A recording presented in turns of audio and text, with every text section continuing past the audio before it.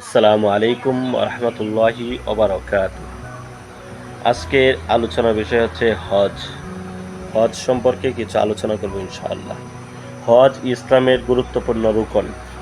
যে বালেগ ব্যক্তির নিকট আবশ্যকীয় খরচ ব্যতি রেখে মক্কা শরীফ যাতায়াতের মোটামুটি খরচ ও সেখানে অবস্থানের খরচ ও ফিরে আসা পর্যন্ত তার পরিবারবর্গের খরচের পরিমাণ টাকা বা জমি জমা কিংবা অন্য কোনো সম্পদ আছে, তাহার উপর হজ করা ফরজ।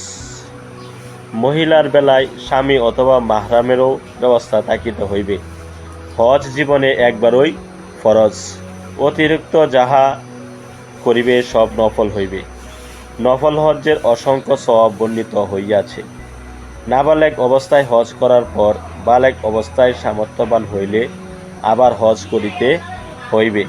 হুজুর আকরাম সাল্লাল্লাহু আলাইহি ওয়াসাল্লাম ইরশাদ করিয়াছেন, যে ব্যক্তি হজ্জের উদ্দেশ্যে বাইতুল্লাহ শরীফ গমন করিবে অতঃপর হজ্জের কাজগুলি যথাযথভাবে আদায় করিবে আর মুসলমানগণ তার জবান ও হাত হইতে নিরাপদ থাকিবে, তার পূর্বে সমস্ত গুনাহ মাফ করিয়া দেওয়া হইবে।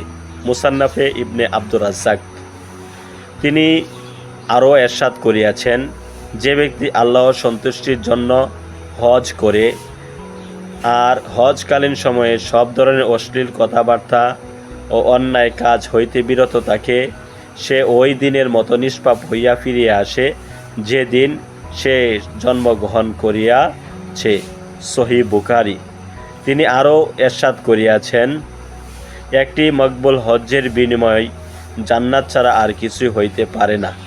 সহিহ বুখারী ও সহিহ মুসলিম। হযরত উমর রাদিয়াল্লাহু তাআলা আনহু বলিয়াছেন, যে ব্যক্তি হজ আদায়ে সক্ষম হওয়া সত্ত্বেও অবহেলাবশত হজ আদায় করিল না, সে ইহুদি বা নাসারা হইয়া যেভাবে ইচ্ছা মৃত্যুবরণ করুক। তাফসিরে ইবনে কাসির। আল্লাহ তাআলা আমাদেরকে হজ্জের বিষয় পূজা এবং আমল করার তৌফিক দান করুক।